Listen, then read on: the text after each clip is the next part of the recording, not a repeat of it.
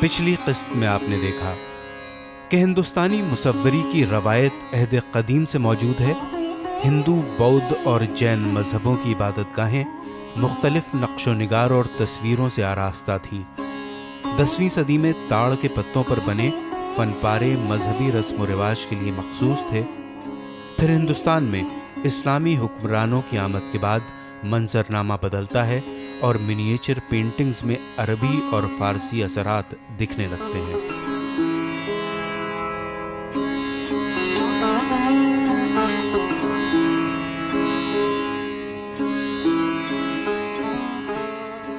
Miniature paintings کا سلسلہ ہندوستان میں مغلیہ سلطنت کے زیر اثر فارسی کے صفوی دبستان مصوری اور خالص ہندوستانی طرز مصوری کے حسین امتزاج سے وجود میں آتا ہے، جو مغلیہ طرز مصوری کے نام سے جانا جاتا ہے۔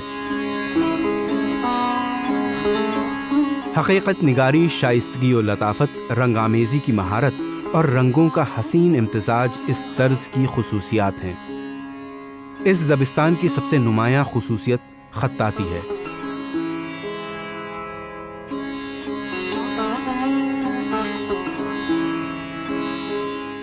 یہ فن اکبر کی سرپرستی میں نشو و نما پاتا ہوا عہد جہانگیر میں اپنے عروج پر پہنچتا ہے اور شاہ جہاں کے دور حکومت میں پختگی و بالیدگی کی منزل سے آشنا ہوتا ہے، مگر اورنگزیب کی سختگیر حکومت میں یہ فن مائل بتنزل ہوتا ہے اور نوابین اودھ کے دور حکومت کے ایک زوال پذیر فن کی صورت میں اس پر جمود طاری ہوتا جاتا ہے، اور 18ویں صدی کے اواخر میں برطانوی حکومت کی آمد تک یہ فن اپنے وجود ہی سے دستبردار ہو جاتا ہے۔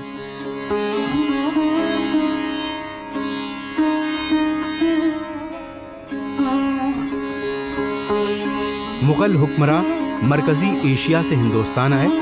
وہ امیر تیمور لنگ کی نسل سے تھے۔ انہوں نے شمالی ہندوستان سے اپنی سلطنت کے قیام کا آغاز کیا۔ 16ویں صدی کے وسط سے 17ویں صدی تک ان کی طاقت عروج پر رہی۔ ان کا اقتدار پورے ہندوستان پر قائم ہو گیا اور مغلیہ سلطنت کو مشرق کی عظیم طاقت تسلیم کر لیا گیا۔ مغلیہ عہد کے ان منییچر پینٹروں کا فن پوری طرح حکمرانوں کی مدد پر منحصر رہا، جس سے اس فن کا نشیب و فراز وہی رہا جو مغلیہ سلطنت کا رہا۔ جب تک وہ پھلتی پھولتی رہی، یہ بھی پھلتا پھولتا رہا، اور جیسے ہی اس پر زوال آیا، یہ بھی زوال پذیر ہو گیا۔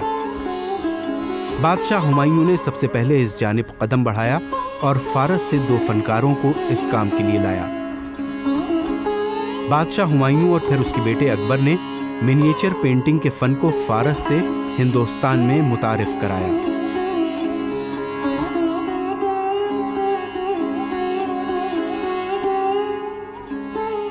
کہ مغل ایکچولی ترکی تھے، مغلوں کی زبان، بابر کی زبان ترکی تھی، بٹ دیز وے پرشینائز پیپل۔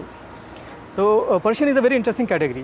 جیسے عربوں نے ایک بار ایران عراق کے علاقے میں کیپچر کیا، انویٹ کر کے اپنے امپائر میں لایا، 7ویں سینچری میں، 8ویں سینچری میں، 9ویں سینچری میں، لیکن پرشین بعد میں حاوی ہو گئے، اور ان کی زبان جو ہے مسلمانوں کی زبان، جو اسلامکیٹ سوسائٹی کہلاتی ہے، یا اسلامک سوسائٹی اور مسلم سوسائٹی خاص طور سے، کیونکہ اسلام کہنے پہ وہ ایک پولیٹیکل کنوٹیشن اس کا آتا ہے، لیکن مسلم کرنے پہ ایک کلچرل سویلائزیشنل ایک فریم ورک ملتا ہے۔ سو مسلم سوسائٹی میں جنرلی اگر ہم مذہب کی بات نہیں کر رہے ہیں تو پرشین کا بہت زبردست دیکھنے کو انفلوئنس ملتا ہے، اور یہی نتیجہ ہے اس کا کہ بابر اور دوسرے جو مغل جن کو ہم ہندوستان میں کہتے ہیں، وہ بیسیکلی خود کو تیموری کہتے تھے، یا وہ چغتائی جو چنگیز خان کے بیٹے سے کے مناسبت سے وہ خود کو چغتائی کہتے تھے۔ ان کی زبان ترکی تھی۔ بابر نے بھی اپنی تسک بابری یا بابر نامہ جس کو کہتے ہیں وہ ترکی میں لکھی، لیکن جب وہ ہندوستان آتے ہیں تو نہ صرف یہ کہ ان کی جو انٹلیکچوئل زبان ہے وہ تو فارسی ہے، لیکن ہندوستان میں وہ اپنی جو لوکل زبان ہے اس علاقے کی، اس کو اڈاپٹ کرتے ہیں۔ تو مغل حرم میں یا مغلوں کے قلعے میں جو زبان بولی جائے گی وہ آج کی ہندوستانی کہلائے گی. اور جہاں تک لکھنے پڑھنے کا تعلق ہے انہوں نے بابر کے بعد تو ترکی چھوڑ ہی دیا تھا لوگوں نے. ہمایوں مجھے نہیں پتا ہے کہ ہمایوں نے کچھ ترکی میں کمپوز کیا ہوگا, شاید ایک آدھ نظم یا پوئم یا کچھ دیوان بھی نہیں ہے, کچھ کمپوزیشن کیا ہو تو. لیکن جو زبان ہے انٹلیکچوئل زبان ہے یا ایڈمنسٹریٹو زبان ہے مغلوں کی, وہ فارسی ہے, اور گھر کی جو زبان ہے اور کلچرل زبان ہے وہ ہندوستانی ہے. مغل جب ہندوستان میں آئے تو انہوں نے اس ملک میں انتشار کا ماحول دیکھا. یہاں کے قومی دھارے کو منضبط کرنے کے لیے فارس واپس ہوئے تاکہ کچھ رہنمائی حاصل کر سکیں. تیموری نسل کے ہونے کی وجہ سے فارس سے ان کا لگاؤ برقرار رہا. تاریخی اعتبار سے فارس اور ہندوستان کا جغرافیہ آج کی بنسبت بہت زیادہ قربت کا رہا ہے, یہاں تک کہ دونوں کی سرحدیں بھی ملتی تھیں. آج ان دونوں کے بیچ افغانستان حائل ہے. مغلوں سے پہلے بھی دونوں ملکوں کے درمیان تہذیبی اشتراک کے ثبوت ملتے ہیں. اکبر کو فارس کے بہت سے عہدیداروں سے مدد بھی ملتی رہی اور اس کے دور حکومت میں ان عہدیداروں میں اضافہ بھی ہوتا رہا.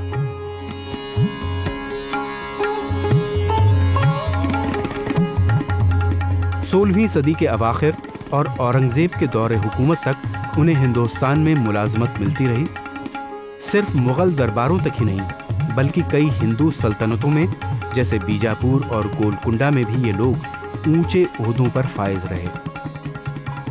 اس لیے حکومت فارسی زبان کا استعمال جو اپنے درباروں اور تمام معاملوں کے لیے کرتی تھی, اسے ہی شمالی ہندوستان میں بھی رابطے کی زبان کے طور پر استعمال کرتی رہی.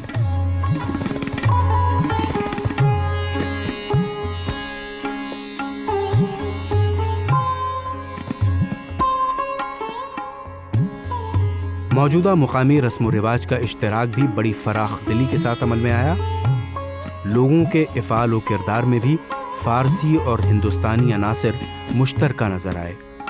ادب, فن تعمیر اور صنعت و حرفت, یہاں تک کہ باغبانی میں بھی دونوں ملکوں کی مہارت کا حسین امتزاج دیکھنے کو ملتا ہے. فارسی کو عدالتوں اور اعلیٰ عہدیداروں کے درمیان سرکاری و ادبی زبان کی حیثیت حاصل ہو گئی, جو دھیرے دھیرے تعلیم یافتہ ہندوستانیوں اور پھر عام لوگوں کی بھی زبان ہو گئی. وہاں شاید مذہب کے نام پہ وہ ڈسکریمنیٹ نہیں کرتے کہ یہ مسلمان ہیں اور یہ ہندو ہیں, بلکہ میرے خیال سے ایتھنیسٹی زیادہ امپورٹنٹ تھی اس مغلوں کے کانٹیکس میں. ایتھنیسٹی, کہ کون ترک ہے, کون افغان ہے, کون ہندوستانی ہے, کون مراٹھا ہے, یہ زیادہ امپورٹنٹ تھا. اور so long as you are not oppose to the political authority of the time, if you are not opposed to the authority of the Mughal Empire, then you are a part of it. اور جس کا نتیجہ ہے کہ composite culture جس میں ہر طبقے, ہر مذہب کے لوگ, ہر ایتھنیسٹی کے لوگ, ہر زبان کے لوگ فلرش کر سکتے تھے. جیسے ہم نے بتایا پہلے کہ وہ ترک تھے لیکن فارسی زبان میں آ کے باتیں کر رہے ہیں, لیکن یہاں کی جو زبان ہے برج, اودھی اور یہ ساری چیزیں, اور پورا ورناکولر ایک ڈومین ایمرج ہوتا ہے. یہ ہندی جو ہم بولتے ہیں یہ 14th سینچری سے ایمرج ہو رہی ہے. پنجابی, بنگالی, یہ ساری لینگویجز ایمرج ہو رہی ہیں اس پیریڈ میں. اس میں پولیٹیکل کانٹیکس امپورٹنٹ ہے, اس میں صوفیوں اور بھکتیوں کا یوگدان بہت بھکتی جو سنت ہیں ان کا یوگدان بہت ہے, کیونکہ ان کی کمپوزیشن دیکھیے. آپ نے جین کے بارے میں کہا, بدھسٹ لٹریچر کے بارے میں, بھکتی لٹریچر دیکھیے اس زمانے کا, اور صوفی لٹریچر دیکھیے.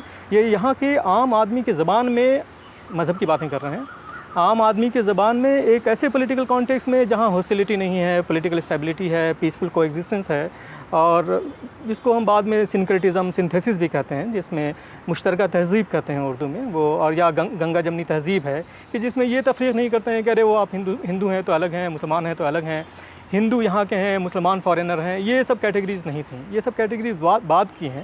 یہ ضرور تھا کہ لوگ یہ جانتے تھے کہ وہ راجپوت ہیں, کہ مراٹھا ہیں, یا افغان ہیں, یا مغل ہیں, ایرانی ہیں یا تورانی ہیں. یہ کیٹیگریز امپورٹنٹ تھی. یہ ایسا نہیں تھا کہ وہ نہیں جانتے کہ وہ مسلمان ہیں یا نہیں ہیں, ایسا نہیں تھا. بٹ یہ جو کمیونل کنسولیڈیشن جو ہوا ہے مذہب کے نام پہ, وہ شاید بعد کی چیز ہے. منیچر پینٹنگ بھی ہندوستان میں درآمد کیے جانے والے بہت سے فنون اور صنعتوں میں سے ایک ہے, जो यहाँ के माहिर दस्तकारों में मुंतकिल हुई है। बादशाह भी ज़ाती तौर पर इनके फ़रोग़ में दिलचस्पी लेते थे, उनके फ़रोग़ के तरीक़ों का तयन करते थे। हिंदुस्तान और फ़ारस के माहिरीन दोनों के क़द्र मुश्तरक का ध्यान रखते और ख़ुद भी पेंटिंग में अपने ख़यालात की तर्जुमानी करते थे। मुग़लिया दबिस्तान के मिनिएचर आर्ट से जो इस सल्तनत के बानियों की तहरीक से अमल में आया था, उस वक्त के हुक्मरानों की ज़हनियत की झलक भी सामने आती है। इससे न सिर्फ मुग़ल दरबार की इजारादारी झलकती है, बल्कि हिंदुस्तानी फ़नकारों की कौम परस्ती का भी इजहार होता है। फ़नकार जो ब्रश पर अपनी महारत रखते थे, एक नए स्टाइल और टेक्निक से आशना हुए और अपनी अलग शिनाख्त बनाने में कामयाब हुए। भारतीय लघु चित्र जो हैं उनकी एक अपनी विशेषता है, उसको अंग्रेज़ों ने नाम दिया है miniature. Miniatures mean mini plus picture, तो वो मिनिएचर हो गया। इसका मतलब हमारी जो पिक्चर्स हैं वो छोटे साइज़ की थी, छोटे कैनवास में थी। तो ऑटोमेटिकली, क्योंकि जब यूरोप में बड़े साइज़ की पेंटिंग्स बन रही थी, तब इंडिया में छोटे साइज़ की पेंटिंग बन रही थी, छोटे कैनवास पे, छोटे पेपर पर, हैंडमेड पेपर पर। तो हैंडमेड पेपर पे पिक्चर बनाना ही इसको दूसरे आर्ट फॉर्म से अलग करता है। फिर इसकी जो माइन्यूट वर्कमैनशिप है या ड्राफ्टमैनशिप जिसे कहते हैं, वो इतनी अलग है यूरोपियन आर्ट से या इंडिया के दूसरे आर्ट से कि वो उसको अपने आप में अलग कर देती है। इसलिए उसको ये डिफ्रेंशिएट करना कि वो अलग है, वो अलग है ही।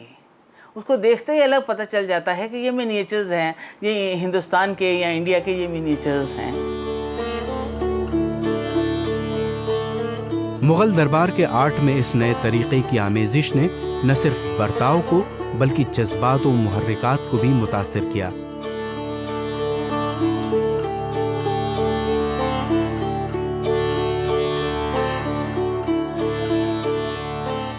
ये राजपूताना हल्के से ज़्यादा वाबस्तगी इख्तियार करता है। जहाँ मुग़ल आर्ट दरबार की मादी ज़िंदगी का खाका पेश करता है, वहाँ राजपूताना तस्वीर में हिंदुस्तानी रिवायत, खानगी मौज़ूआत, वतन परस्ती और अक़ायद की झलक मिलती है।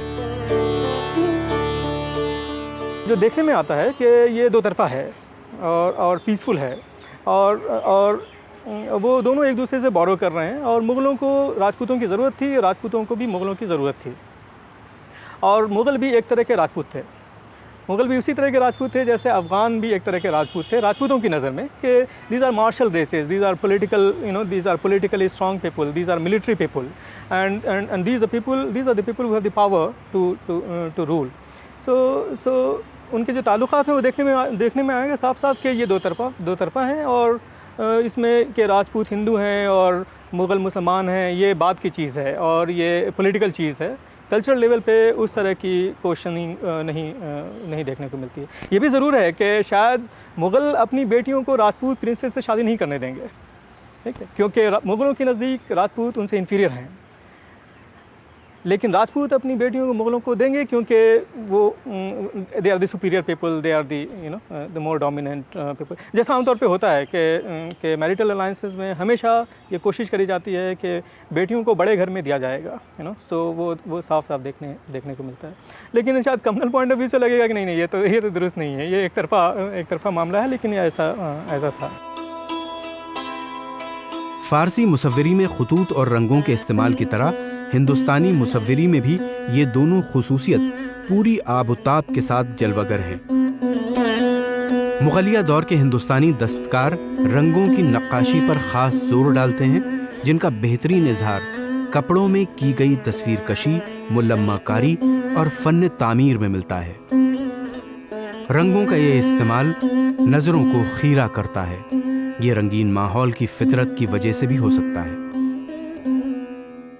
देखिए, जिन्हें हम पर्शियन मिनिएचर पेंटिंग कहते हैं, वो भी एक तरीक़े के नहीं थे।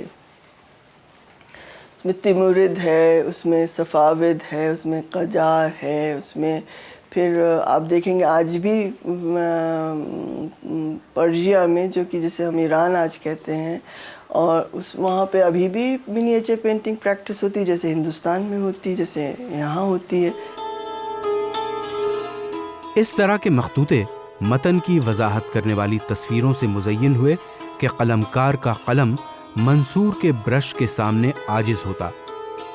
فن خطاطی اس میں سب سے زیادہ نمایاں ہے۔ ان تصویروں کے نقش و نگار میں غنائی کیفیت پائی جاتی تھی، اور یہ اس پورے عہد میں باقی رہی جب تک یہ آرٹ ہندوستان میں زندہ رہا۔ یہ دیکھیے کلچر جو فارسی کا تھا یا پرشین کلچر تھا، یہ اس وقت ایلیٹ کلچر ہے جس وقت کی ہم بات کر رہے ہیں۔ یہ جب بابر اپنے کو الگ کرنا چاہتے تھے تو میموائرز انہوں نے ترکی میں لکھا، حالانکہ ان کی کورٹ لینگویج فارسی کی تھی۔ اور تو یہ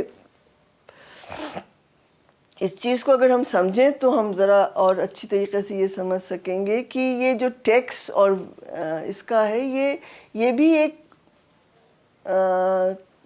کلچر جو ہے وہ پرشیا سے آیا ہے، اور اس کے یہ کونوسیورز ہیں، اس کے یہ حمایت کرنے والوں میں سے ہیں، اور اس کو پسند کرنے والوں میں سے ہیں۔ اور تو جب وہ آرٹ بنواتے تھے تو اسی قسم کی بنواتے تھے۔ اس میں شاہ نامہ بھی بنوا رہے ہیں جو کہ بالکل ہی پرشین وہ ہے، لٹریچر ہے اس میں۔ وہ وہاں پہ تو پتہ نہیں کتنے شاہ نامہ ہوں گے فارسی میں، سب السٹریٹڈ نہیں، کیونکہ ہر آدمی السٹریٹ نہیں کرا پاتا تھا، کچھ ایلیٹ لوگ ہی کروا پاتے تھے۔ تو مغلوں نے اس کو السٹریٹ بھی کروایا ہے، کئی کہانیوں کو انہوں نے حمزہ نامہ ہے، جیسے ایک نیا جسے کہنا چاہیے لٹریچر کو انہوں نے السٹریٹ کرایا حمزہ نامہ کے نام سے۔ اس کے کچھ آپ کو نیشنل میوزیم میں میرے خیال سے ہیں وہاں پہ بھی۔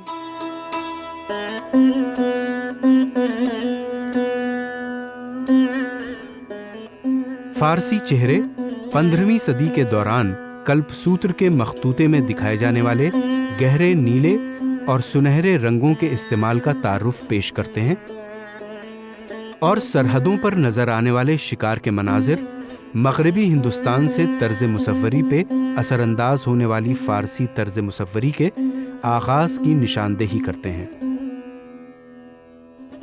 ہندوستان میں آنے والی یہ فارسی مصوری مخطوطے کی شکل میں تھی۔ اس مخطوطے کی بہترین مثال نعمت نامہ یعنی کھانے پکانے کے طریقے پر مشتمل کتاب کی شکل میں پیش کی جا سکتی ہے، جسے مصوری کی ایک نئی جہت کے طور پر مالوا میں پیش کیا گیا ہے۔ خطاطی کی ابتدا مالوا کے غیاث الدین خلجی سے ہوتی ہے، اور نعمت نامہ میں دکھائے گئے بادلوں کے غولے، پھولوں سے لدے ہوئے درخت، پس منظر میں عورتوں کے ملبوسات میں فارس کے اثرات صاف نظر آتے ہیں۔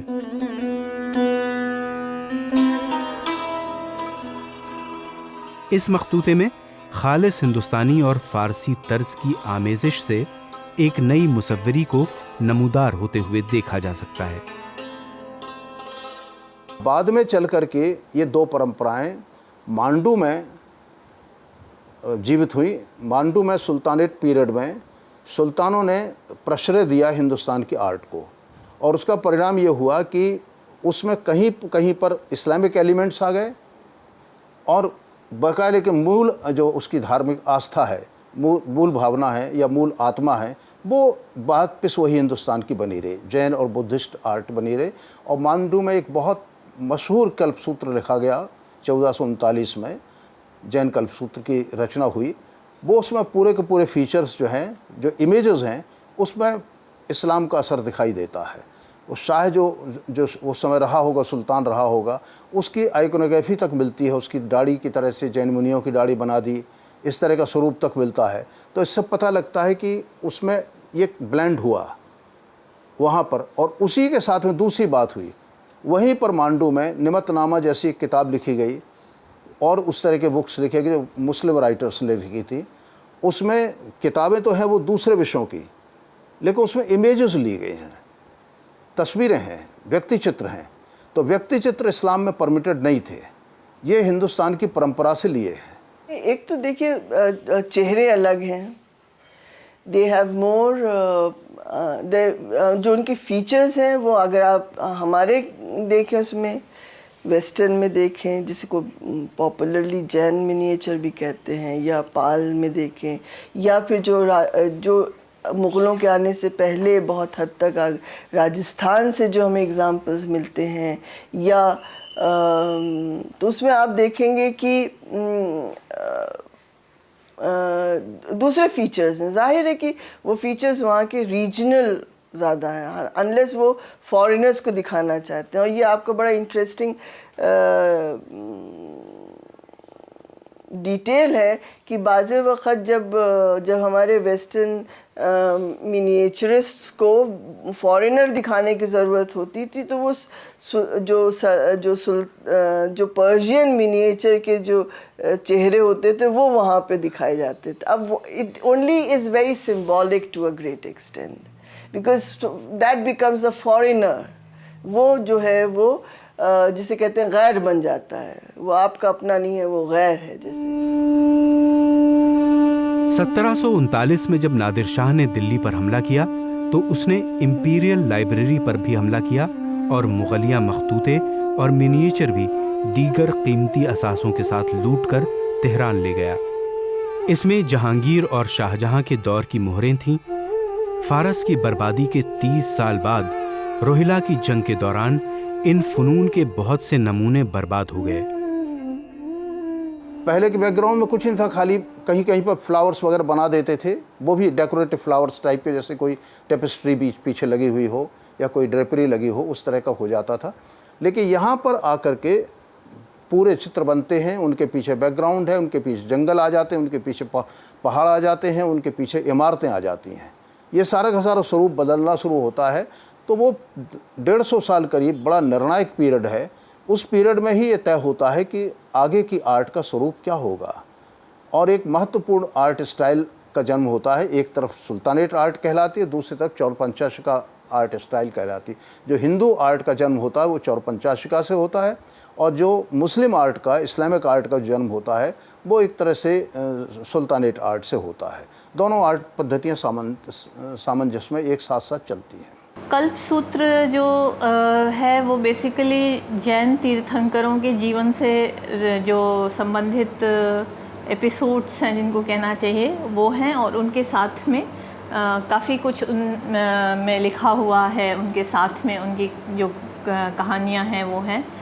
इनके सिवा कालकाचार्य कथा और वसंत विलास जो है वो एक सेक्युलर टेक्स्ट है, जो नॉन रिलीजियस जिसको कहना चाहिए, वो किसी धर्म से संबंधित नहीं है। पर वसंत विलास में भी का भी एक मैन्युस्क्रिप्ट मिलता है। और कालकाचार्य कथा जो है वो भी कालका और एक, इसमें 2 कैरेक्टर्स हैं, उनके बीच के संवाद का वर्णन है। और इनमें अक्सर तारीख का जिक्र होता है और पेंटर का, और किसने उसको पेट्रोनाइज़ किया, ये इन्फॉर्मेशन भी इन मैन्युस्क्रिप्ट्स में मिलती है। और जब ये पेपर में बाद में इवन पश्चिम भारत में भी पेपर पर बनने लगे, जब हम बाद में देखेंगे राजपूत पेंटिंग्स का जब वो हुआ, स्पेशली राजस्थान और मालवा में, तो वहाँ भी पेपर फिर धीरे धीरे सब जगह फैलने लगा। बाद में मराठों को कुछ तस्वीरें दस्तयाब हुईं, जिन्हें उन्होंने पूना के पेशवाओं और सताना के राजाओं के पास दक्कन भेज दी। लेकिन 1857 की जंग आज़ादी में इस लाइब्रेरी की तमाम चीज़ें और तस्वीरें पूरी तरह बर्बाद हो गईं।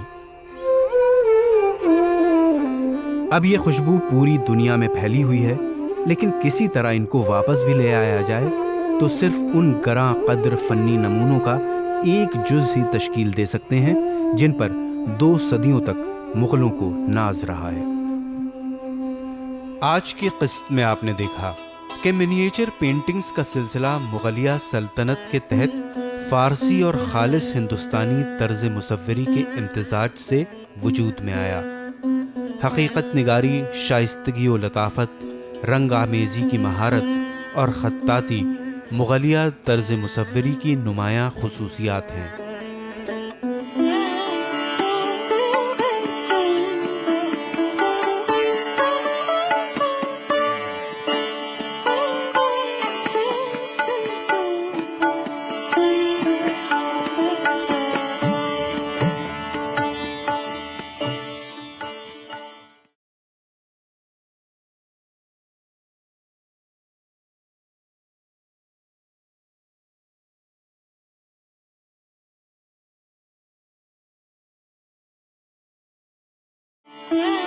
मुगल हुक्मरां मरकज़ी एशिया से हिंदुस्तान आए।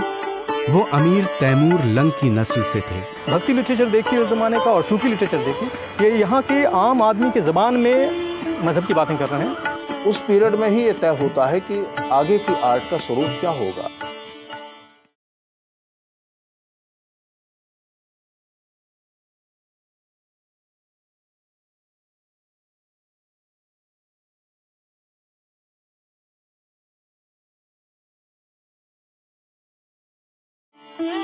अगर हिंदुस्तानी मिनिएचर पर कोई मबसूत तहरीर लिखी जाए तो ये कदम फ़न की दुनिया की तारीख में बहुत ही अहम कारनामा होगा।